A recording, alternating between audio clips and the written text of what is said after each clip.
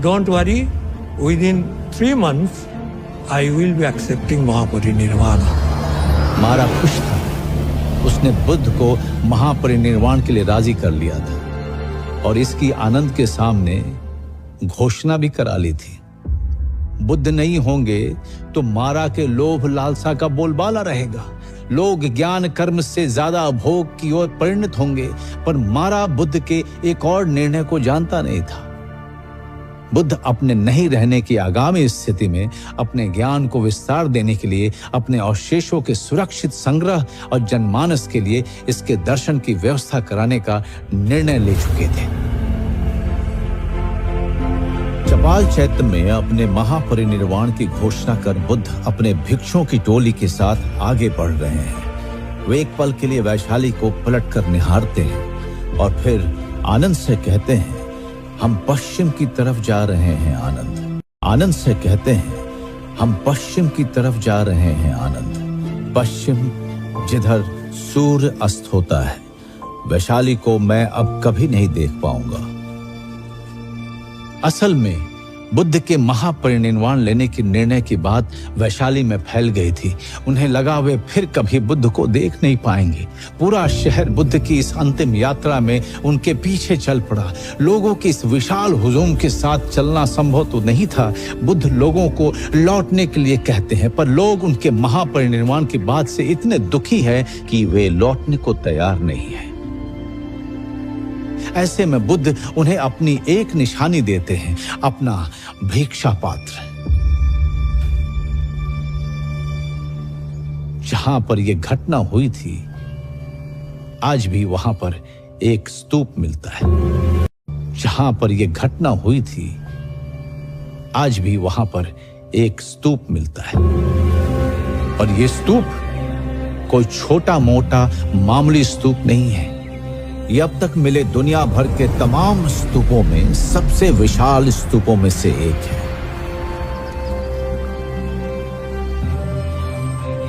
ऐसा कहा जाता है बुद्ध का वो भिक्षा पात्र उस स्तूप के अंदर अब भी सुरक्षित है। मिट्टी का जो पात्र भिक्षा पात्र है वह 45 वर्ष तक उनके पास रहा। ये कल्पना करना कि एक ही पात्र, उसी पात्र में उन्होंने भिक्षा की। आज हम मिट्टी का एक पात्र हम अपने घरों में जो चाय का प्याला होता है उसे कुछ दिनों पे गिरा देते हैं या टूट जाता है। यानी जब भूमि पर भी रखते होंगे, धरा पर, जमीन पर भी रखते होंगे तो अवेयरनेस कितनी है। तो ऐसी तपस्या, ऐसा अवेयरनेस कि वो पात्र कभी उनके हाथ से गिरा नहीं। अब ये तो तय है कि बुद्ध का महापरिनिर्वाण होगा और इस 3 महीने में ही होगा, लेकिन उसका निमित्त कौन बनेगा? बुद्ध अपने शिष्यों के साथ वैशाली से विदा ले चुके हैं। कुछ हफ्ते में वे हंतगांव, हथीगाम, भोगनगर, भंगाम होते हुए पावा पहुंचते हैं और वहां एक आम के बगीचे में उनका डेरा डाला जाता है। पावा मल्ल राजाओं की दूसरी राजधानी थी।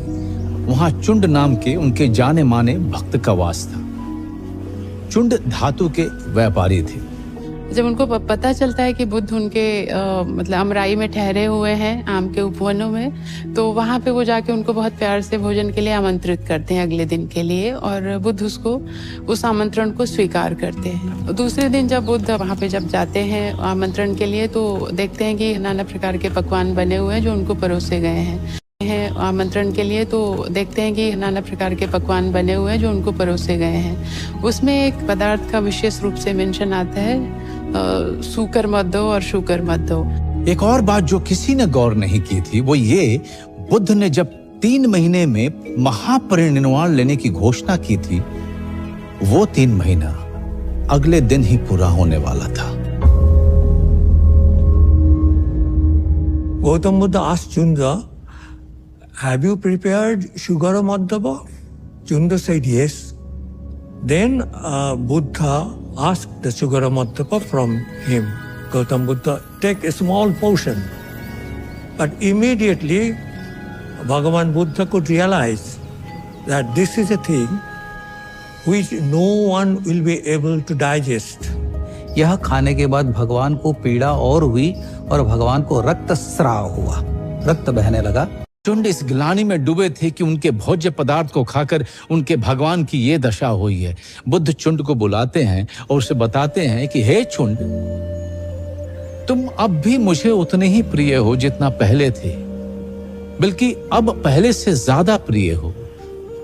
जो भी हुआ तुम तो उसके निमित्त मात्र थे, उसमें तुम्हारा दोष नहीं। और वो चुंद के लिए भी संदेश देते हैं कि मेरे जीवन में दो भोजन मेरे लिए सबसे महत्व के रहे हैं। एक सुजाता, जिसका भोजन करके मुझे सम्यक संबोधि प्राप्त हुई, ज्ञान प्राप्त हुआ, और दूसरा चुंद का भोजन, जिसे करने से मैं महापरिनिर्वाण प्राप्त कर रहा हूँ। चीजें जिस तरह से एक कॉस्मिक ऑर्डर में चल रही हैं, वहाँ पे चुंडा एक माध्यम बन रहे हैं। उनको होना उसी वे में जैसे वो होंगी, बट उस एनेक्डोट में लिखने वाले ने, जिसने दिग्ग निकाय लिखा है, उसके नजरिए से हमारा एक ऐसा फोर्स है जो बुद्ध को डेविएट कर रहा है। चुंड एक ऐसे एजेंट है जिन्होंने वो खाना परोसा, बुद्ध को डेविएट कर रहा है। चुंड एक ऐसे एजेंट है जिन्होंने वो खाना परोसा जिससे उनकी तबीयत खराब हुई। आनंद एक ऐसे एजेंट है जिन्होंने उनके प्रॉम्प्ट को, उनकी बात को समझा नहीं और उनको रुकने के लिए अनुरोध नहीं कर पाए।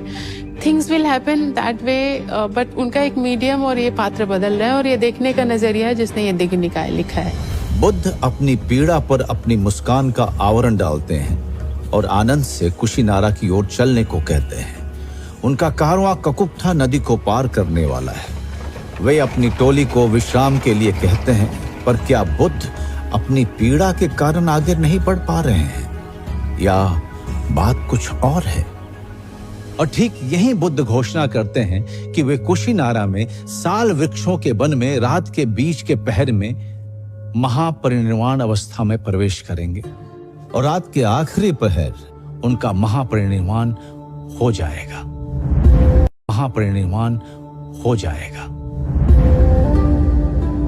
शिष्यों के समूह में दुख की लहर फैल गई, लेकिन जो तय है, दुख उसे टाल नहीं सकता, ना यात्रा को, ना महापरिनिर्वाण को।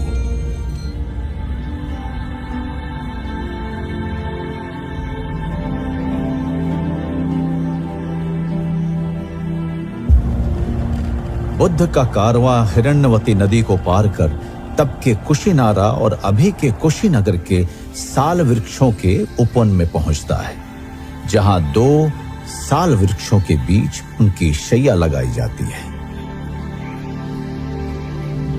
बुद्ध ने अब अपने प्रिय शिष्य आनंद को कुशीनारा के मल्ल राजाओं को ये बता देने के लिए कहा कि बुद्ध महापरिनिर्वाण लेने वाले हैं। इस सूचना ने सोते हुए शहर को जैसे नींद से जगा दिया। पूरा शहर आधी रात को साल वृक्ष के उस वन में जमा हो गया।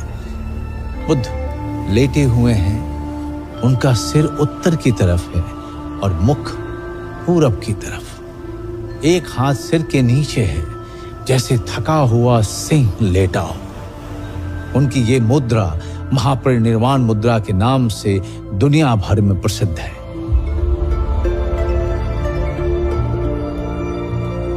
महापरिनिर्वाण से पूर्व उन्होंने एक ऐसी बात कही जो इस कहानी का भी एक नया मोड़ है। आनंद उनसे पूछते हैं कि उनके महापरिनिर्वाण के बाद उनके देह का क्या किया जाए, उनका आखिरी अनुष्ठान कैसे किया जाए। बुद्ध बोलते हैं, मेरे पार्थिव देह के साथ वही करना जैसा मरणोपरांत चक्रवर्ती सम्राट के देह का किया जाता है। महाराज दशरथ को भी लकड़ी की तेल से भरी हुई द्रोणी में रखा गया था जब तक भरत नहीं आ जाते। तो भगवान बुद्ध को भी किसी की प्रतीक्षा है, और वो है महाकश्यप, जो उस समय कुशीनारा में नहीं है, वे कहीं और है। यहाँ बात लॉन्गर रन में ममीफाई करने की नहीं हो रही है। यहाँ कॉन्टेक्स्ट अलग है। उस बात को किस तरह से तब तक उसको प्रिजर्व किया जाए, उस कंडीशन में रखा जाए कि लोग उसको होमेज पे करें, वो विकृत ना हो। पर जैसा दीघ निकाय के महापरिनिर्वाण के सूत्र में कहा गया है, बुद्ध ने आनंद से कहा कि महापरिनिर्वाण के बाद उनके पार्थिव शरीर को नहलाया जाए, फिर 500 कपास के वस्त्रों के तहों में लपेट के रखा जाए। दाह के बाद उनके शरीर के बचे अवशेष और राख को शहरों के मुख्य चौराहों पर स्तूप बनाकर सुरक्षित रखा जाए और इसे वैसे ही सम्मान दिया जाए जैसे मुझे दिया गया है।